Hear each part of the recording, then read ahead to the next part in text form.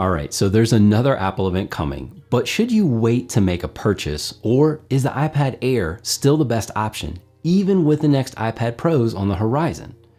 Well, let's actually get into why I think that the iPad Air 4, the one that was released in 2020, is still exciting and how this device is still competing in the space.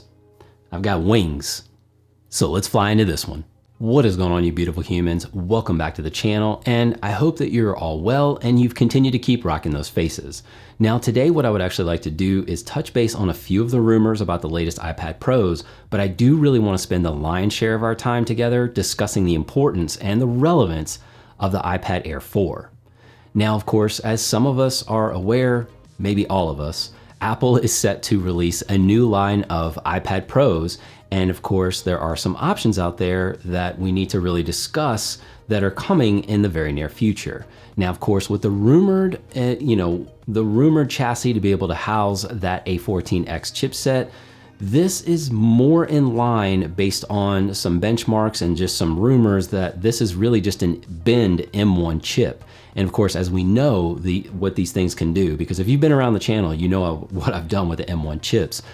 But however, the thing is like the A14 chipset that's inside the iPad Air 4, this is what really helped me to better understand what the capability and the future of Apple Silicon really is. And with the iPad Air coming in at 64 gig, the 64 gig version at $599, and the 256 gig at $749, these are still at a lower price point than the current iPad Pros and likely the new iPad Pros to be released, because I don't think Apple is going to be lowering those prices. I think they'll be right around the same price point. So I also think that for those of you that might have that question, the iPad Air 4, whether that will drop in price, and I don't think it will, at least if you're going to be purchasing it from Apple, but I do think that there's some room to drop from third-party sellers. Of course, I can link up a couple of options. And of course, no, I know, here's like the big thing.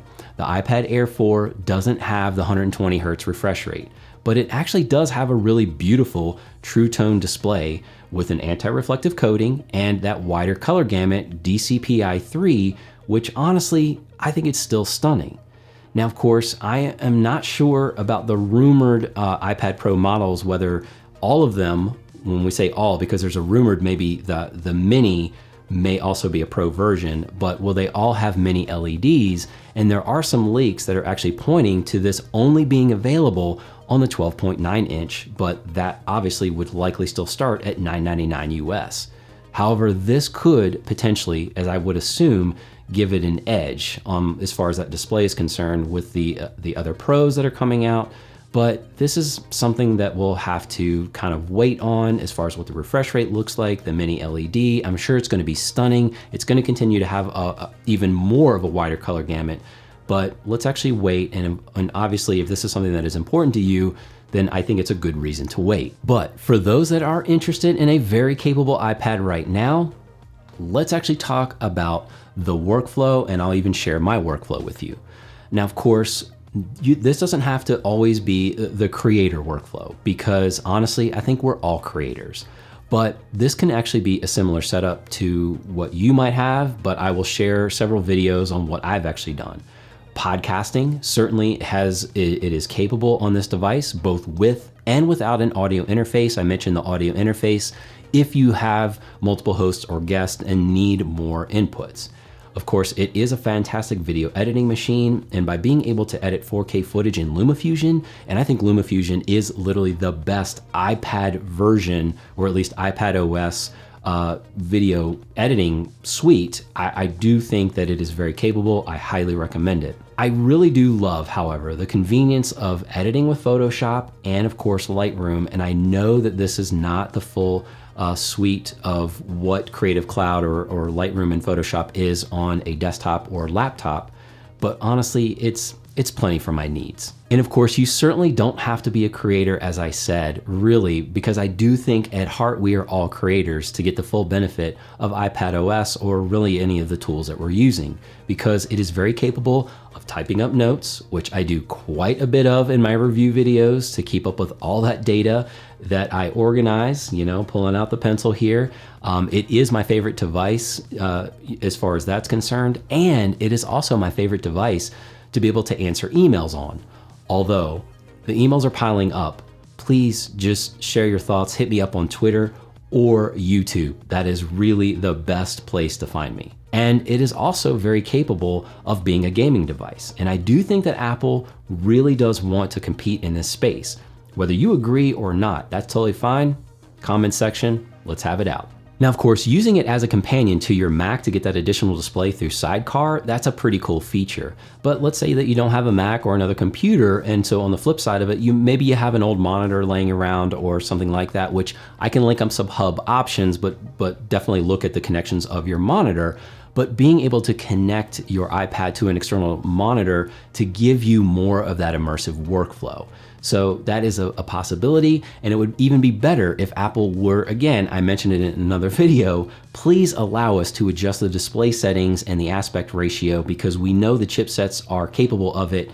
Just let us do it. And of course, for those of us, and really you who like to write or scribble things down, which for me, I'm more in the scribble category because I don't write a lot. But because of Apple and the Apple Pencil, I've actually started to write again. But my penmanship is terrible. Going into the file system, so being able to store information on the device, obviously to recall that, photos, video, anything that you're working on, spreadsheets, Word docs, iPad OS, that file system, it's not the greatest, and honestly, it's not great at all. I mean, yes, it stores everything, but that whole organization aspect of it and the status bar when you're trying to transfer stuff over, it's a bit of a nightmare. So that's the one pet peeve that I have, or at least one of them. But being able to expand the internal storage, so going in for the base model at 64 gigs and then getting yourself a USB-C SSD, an external device, it will allow you to expand that workflow. And of course, I'll link up a couple of options. I've researched them, I work off of them. They're fantastic. And of course, while staying slim and portable all at the same time. And of course, speaking of the Apple Pencil and a few of the other accessories that are really giving you more capability and more of an immersive experience, let's actually start with the Smart Keyboard. Now, of course, do I think that the Smart Keyboard is a bit pricey? And yeah, at the listed $299 US, I do believe that this is quite a leap as far as the actual tech that is inside the keyboard. It's nice. I love the key travel. I do love the keyboard. However, in the last couple of months, we've noticed Amazon and a couple third-party sellers listing and selling this for $199 US. And of course, if you've been around the channel, then when I actually think about making a purchase or an investment, it is really making that purchase based on time, specifically how it actually might save me time. And although the actual build itself, as I was mentioning earlier, it feels nice, but as far as $299 nice, I do think being closer to $199, this is more of a reasonable price point because again, it's a keyboard and it does have the added trackpad, so that added functionality. So popping back over to some of the rumors and the questions I've had from the community, let's actually talk about the Pro apps potentially coming on the heels of these new iPad Pros. Now, of course, we know, or at least the rumors are indicating that the A14X processor bump will be maintained or be housed in these new iPad Pros, and they will also still come with the 6 gigs of RAM. Whereas yes, the iPad Air, it does have, the 4th gen does have the A14, very capable, but it does have 4 gigs of RAM. But here's the thing, I still think that the iPad Air 4 is closer to being Pro than more of the base iPad option. It's just in my opinion, but also my workflow experience.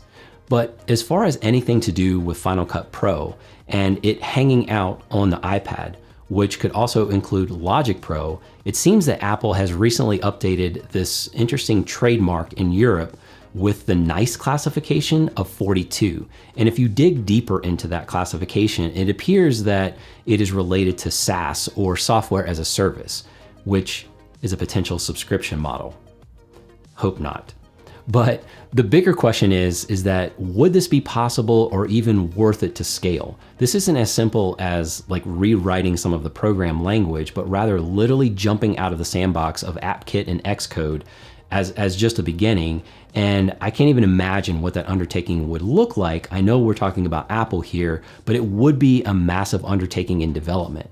But we could see, the thing is, my prediction, we could actually see some of that sandbox in the cloud. And so let's actually talk about that. So as an editor, I'd imagine a user experience that would allow a more fluid handoff between me video, like cutting video on an iPad and then bringing that over and picking that back right back up on a Mac. So where I can actually further cut, I can do grading or more complex tasks that need more of that thermal headroom. Although there is the M1 MacBook Air, I mean, yes, it's a larger footprint, a larger device, but it actually does really well with pretty complex codecs.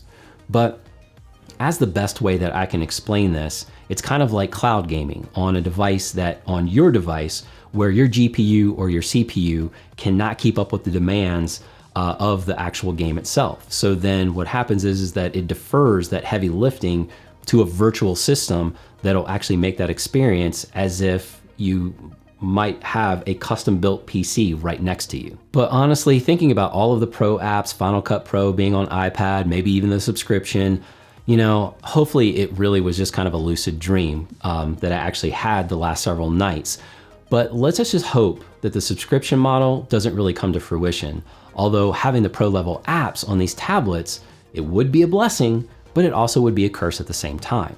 Because as capable as the iPad Air is, and really these tablets in general, for those of us, and really those of you that are on the fence about purchasing an iPad, or whether you should invest in a full operating system such as macOS, or even in another Windows-based Ultrabook, I know that it can be challenging. I know that this is a really hard decision, but it does come down to your use case, your demands on your particular work.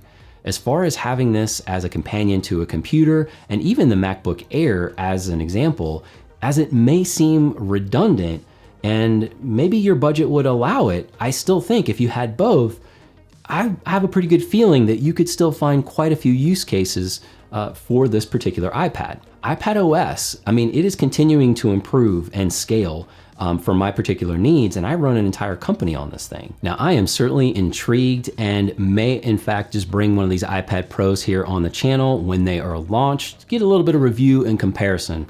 So definitely stay tuned for that. But I honestly do want to know, what are you on the fence about when it comes to the iPad Pro? What are you most excited about as far as these rumors are concerned? I really do want to know. And as I always like to leave you, because we need to get out here on this one, I'd like for you to go out there and do those things. Go be a good human. Keep rocking those faces. So you go do those things, because right here, I'm going to continue to provide that value for you here. Keep researching and building the content and the library for you. So you go out there and do those things, and I'll catch you right back here on the next one. Whew. Tell ya, I'm channeling a little bit of the Dazed and Confused, although not so much the flat-billed hat, but definitely the hair. It'd be cooler if you did. That is ridiculous. I am no Matthew McConaughey.